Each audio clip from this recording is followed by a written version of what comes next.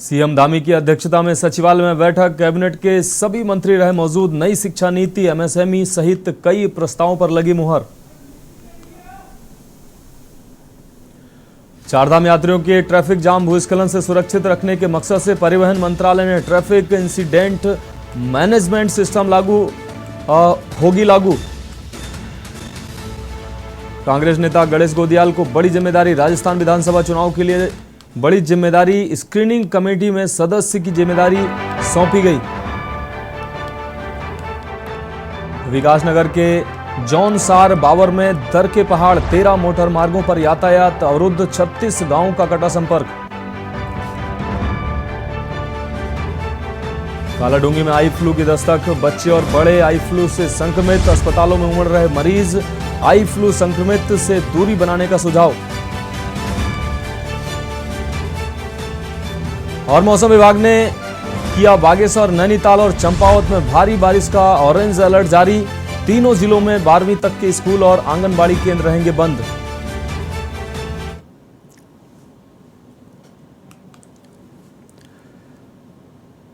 नमस्कार, मैं हूं आपके साथ मनोज मानस। उत्तराखंड की खबरों में आपका स्वागत है। इस बीच देहरादून से बड़ी खबर आ रही है।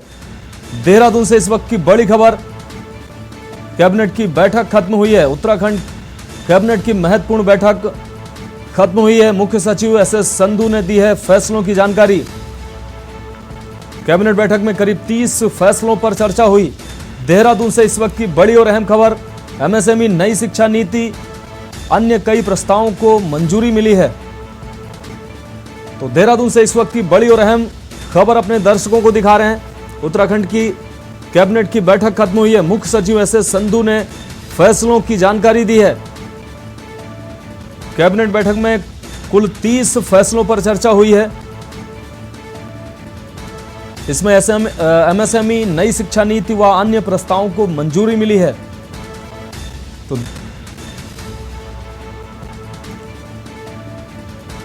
आपको बता दें, मुख्य सचिव एसएस संधू ने फैसलों की जानकारी दी है। कैबिनेट बैठक में करीब 30 फैसलों पर चर्चा हुई है। एमएसएमई, नई शिक्षा नीति व अन्य कई प्रस्तावों को मंजूरी मिली है। और देहरादून से हमारे ब्यूरो चीफ राजेश वर्मा इसी खबर पर हमारे साथ जुड़ गए हैं। राजेश जी, 30 प्रस्तावों पर चर्चा हुई है, उनमें से एमएसएमई जैसे कुछ महत्वपूर्ण फैसले जिनको मंजूरी दी गई है, क्या आप 30 फैसले कौन कौन से हैं जिन पर चर्चा हुई है, क्या अहम अपडेट है आपके पास?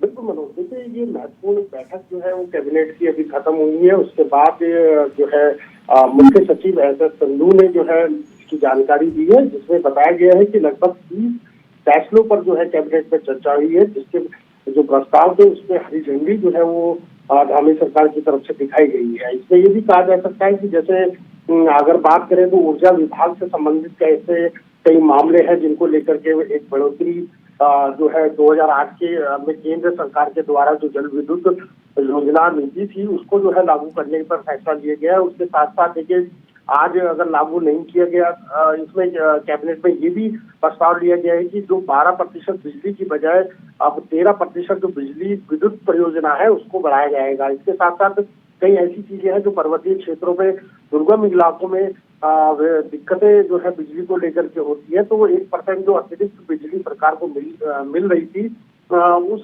पैसे से जो है जल विद्युत परियोजना से जो प्रभावित लोग हैं उन लोगों को जो है धनराशि दी जाएगी। तो कई ऐसे महत्वपूर्ण बिंदु हैं जिसमें पीडब्ल्यू विभाग से भी संबंधित है। शिक्षा नीति से अगर बात करें तो शिक्षा नीति से जो है एक बड़ा अहम फैसला दिया गया है, जिसमें पहली कक्षा से लेकर जो एडमिशन है वो 1 अप्रैल को ही को 6 वर्ष होने पर ही मोड़ लगाई जाएगी उसको लेकर के। देखिए कई ऐसे महत्वपूर्ण बिंदु है जिनको लेकर के धामी सरकार का आज बड़ा फैसला जो है वो कैबिनेट में जिसको प्रस्ताव रखा गया और कैबिनेट में इसकी मंजूरी मिली गई है। तमाम जो कैबिनेट मंत्री थे वो इस बैठक में मौजूद थे। कई घंटों तक जो है ये सचिवालय प्रांगण में सचिवालय में जो है ये बैठक का आयोजन किया गया था। इससे पहले भी बैठक का आयोजन रखा गया था, लेकिन बैठक पिछले माह माफ कीजिएगा किसी कारणवश जो है डिले हो गई थी और ये महत्वपूर्ण बैठक आज के दिन निर्धारित की गई है। और मुख्यमंत्री पुष्कर सिंह धामी की अध्यक्षता में तमाम जो कैबिनेट के मंत्री है उन लोगों ने 30 फैसलों को लेकर के हरी झंडी दिखाई है। तो कहा जा सकता है कि आगे विकास की दर को किस तरीके से बढ़ाया जाएगा, विकास के कामों को पहाड़ से मैदान तक जो है लाया जाएगा, ये तमाम ऐसे महत्वपूर्ण बिंदु हैं, ऐसे पॉइंट्स हैं जिनको लेकर के आज कैबिनेट में बड़े फैसले जो है वो लिए गए हैं। मनोज, राजेश जी, एक महत्वपूर्ण सवाल ये कि जिस तरीके से पुष्कर सिंह धामी लगातार दिल्ली के चक्कर लगा रहे हैं, ऐसे में दिल्ली से आने के बाद ये कैबिनेट की महत्वपूर्ण बैठक हुई है, लगभग मंत्रिमंडल के सभी मंत्री भी इसमें मौजूद रहे हैं। ऐसे में ये कई अहम प्रस्तावों पर इसमें मुहर लगती नजर आ रही है।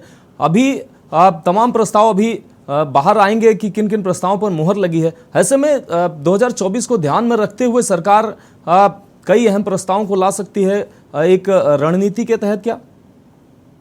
बिल्कुल, देखिए इसमें कोई दो राय नहीं है मनोज, क्योंकि आगामी 2000 चुनाव की तैयारी जो है वो तमाम दल जो है वो इस समय कर रहे हैं। और इस समय जो भरोसा एक युवा मुख्यमंत्री पुष्कर सिंह धामी से एक आस लगाए आज की जनता है, वो लगातार जो है टकटकी लगाए हुए है कि धामी जो नई परियोजनाएं हैं, नई जो धरातल पे दिखनी चाहिए, उन योजनाओं को जो है धामी साकार करेंगे। और यही मकसद है कि देखिए एक पांव जो है कहीं ना कहीं पुष्कर सिंह धामी का जो है वो दिल्ली रहता है, तो एक पांव जो है प्रदेश के अंदर रहता है। और वो तमाम जो विकास के कार्य है, चाहे अभी हाल ही में प्रधानमंत्री से मिले हैं, उनकी मुलाकात हुई है, 981 करोड़ रुपए की जो विकास कार्य है उनकी योजनाओं को लेकर के ऋण जो है एक तरीके से दिया गया है उत्तराखंड सरकार को। और इससे एक कहा जाएगा कि जो आगे की परिस्थितियां हैं, जो आगे का विकास है, जो विकास की तेजी है, उसको धामी बढ़ाने का काम करेंगे, क्योंकि चुनाव की स्थिति आगे है। और चुनाव में अहम जानकारी के लिए आपका बहुत शुक्रिया।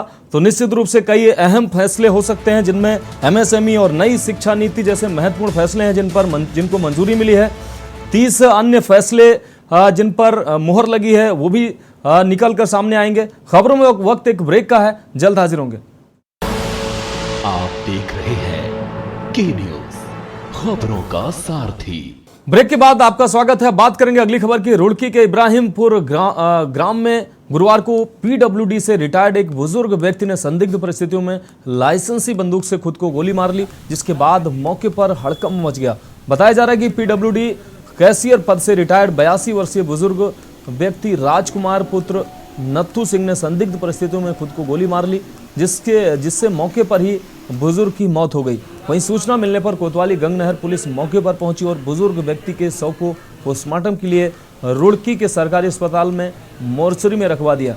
वहीं अस्पताल में मृतक व्यक्ति के दोनों पुत्र आपस में लड़ाई झगड़ा करते हुए दिखाई दिए। सरकारी अस्पताल मोर्चरी में पहुंचे SP देहात स्वप्न किशोर सिंह ने बताया कि बुजुर्ग व्यक्ति के द्वारा खुद की बंदूक से गोली मारकर आत्महत्या कर ली गई है। शव का पोस्टमार्टम कराया जा रहा है, साथ ही सभी पहलुओं पर जांच की जाएगी।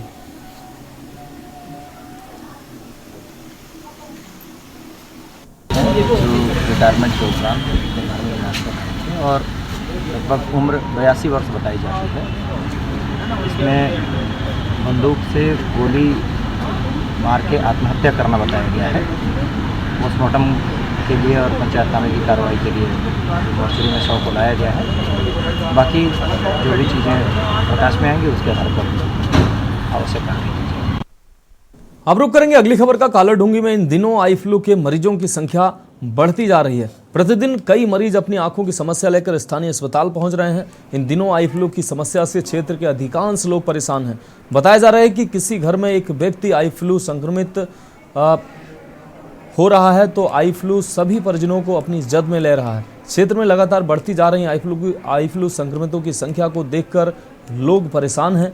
कालाढूंगी का स्वास्थ्य महकमा लोगों को आई फ्लू को लेकर जागरूक करने का काम भी कर रहा है। सामुदायिक स्वास्थ्य केंद्र चिकित्सा अधीक्षक डॉक्टर सुधीर कन्याल ने बताया कि आई फ्लू हो जाने पर खुद से कोई इलाज ना करें, बल्कि किसी चिकित्सक को दिखाकर ही इलाज शुरू करें। उन्होंने कहा कि व्यक्ति जागरूक होकर आई फ्लू से अपना बचाव कर सकता है।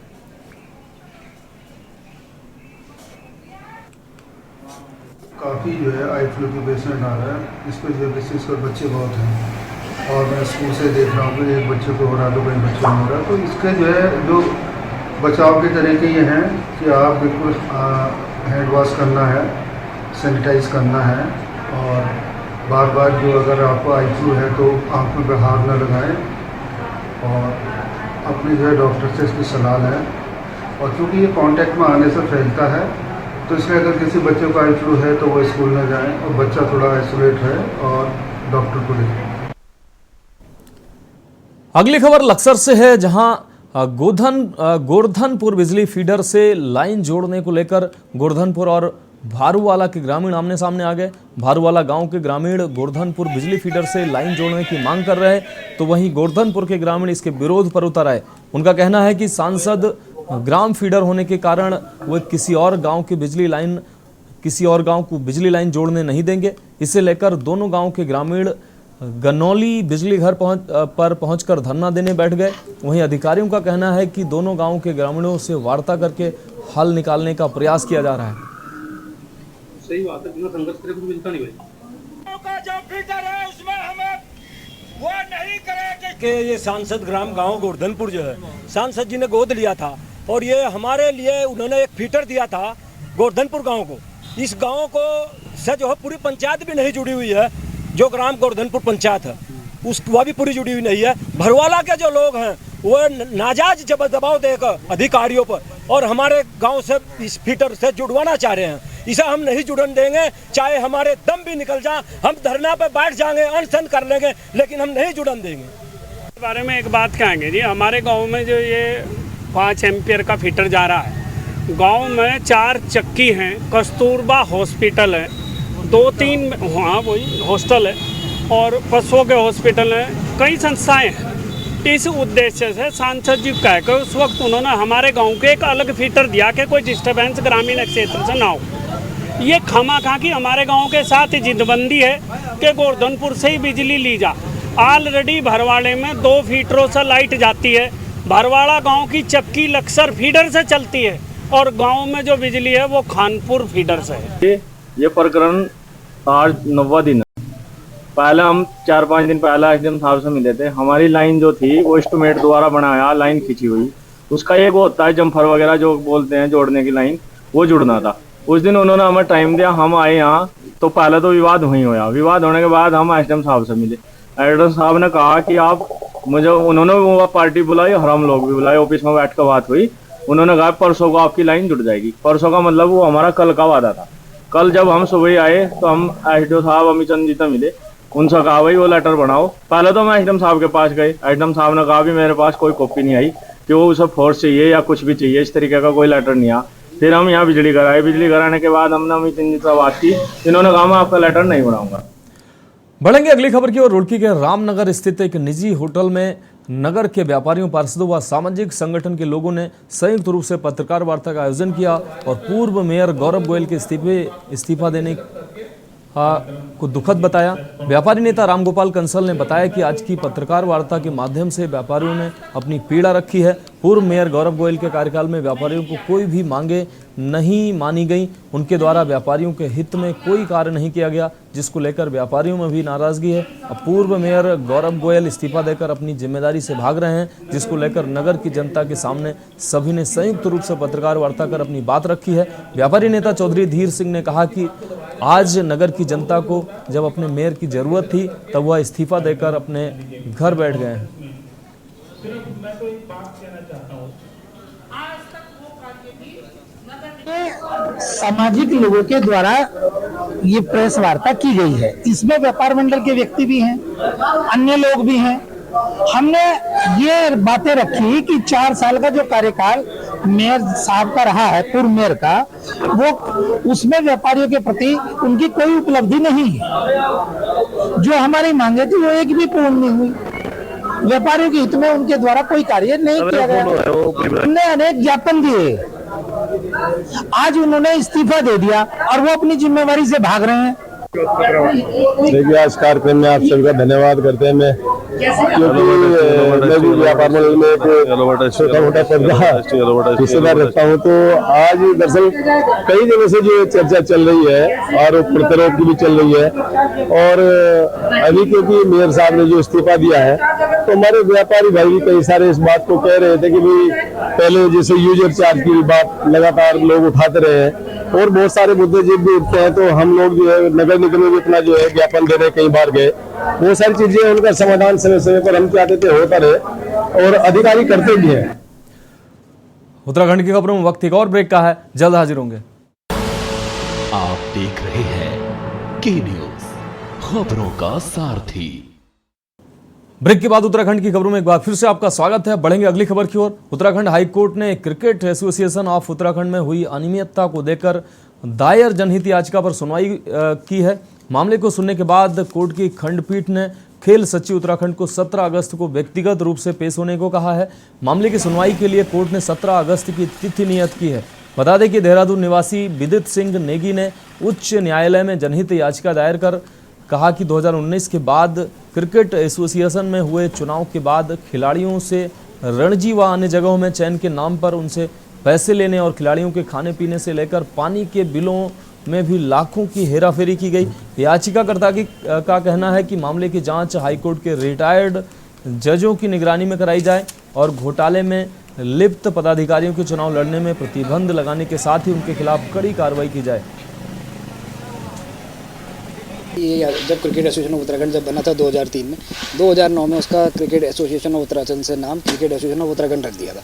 उसके बाद 14/8/2019 को जब इसमें चुनाव हुए, चुनाव होने के बाद क्या हुआ कि एक आध साल बाद जब पास हुआ उसके बाद तमाम धांधलियाँ आने लगी। जैसे लॉकडाउन के दौरान इन्होंने बनाना का बिल या केले का बिल 32 लाख रुपए का दिखाया, उसमें 22 लाख रुपए पानी का बिल दिखाया। उसके बाद तमाम FIR CAU के जो क्रिकेट एसोसिएशन ऑफ उत्तराखंड के पदाधिकारी हैं उनके खिलाफ होने लगे, जिसमें यौन शोषण से लेके रणजी ट्रॉफी में खिलाने को लेके गबन का पैसा, और कई मामले नीचे कोर्टों में भी अभी प्रचलित चल रहे हैं या पेंडिंग है, उसमें उन्होंने सेटलमेंट किया, पैसे वापस दिए लोगों के। तो इस तरह से हमने ये कोर्ट में चुनौती दी थी। कोर्ट ने इस चीज़ को बड़ा सीरियसली लिया। उन्होंने कहा कि इसमें काफ़ी लोग इन्वॉल्व हैं, क्योंकि इसमें पॉलिटिकल बेसिस भी बिजनेसमैन और इन सब लोगों का बड़ा इन्वॉल्वमेंट है। कोर्ट ने इस मामले को गंभीरता से लिया और कोर्ट ने इसमें फर्दर डेट 17 अगस्त की लगाई है और स्पोर्ट्स सेक्रेटरी को बोला है कि वो उस दिन VC या फिजिकली आके कोर्ट में प्रेजेंट हैं और कोर्ट के सामने अपना पक्ष रखेंगे। अब बात करेंगे अगली खबर की। उत्तराखंड सरकार चौमुखी विकास का नारा लगा रही है। प्रदेश की विधायक निधि 5 करोड़ रुपए की जा चुकी है, लेकिन गदरपुर विधानसभा में विकास अभी भी अधूरा है। अधिकांश सड़कें खस्ता हाल हैं और स्थानीय जनता ने खस्ता हाल सड़क पर मछली मारने का काम शुरू कर दिया है। स्थानीय लोगों ने आक्रोश व्यक्त करते हुए मुख्यमंत्री से निवेदन किया है कि अतिशीघ्र रोड को बनवा दें या कम से कम रोड के ऊपर पत्थर डलवा दें। क्षतिग्रस्त रोड पर कभी भी बड़ी दुर्घटना हो सकती है। दुर्घटना की जिम्मेदारी पूर्व कैबिनेट मंत्री अरविंद पांडे और नगर पंचायत चेयरमैन की होगी।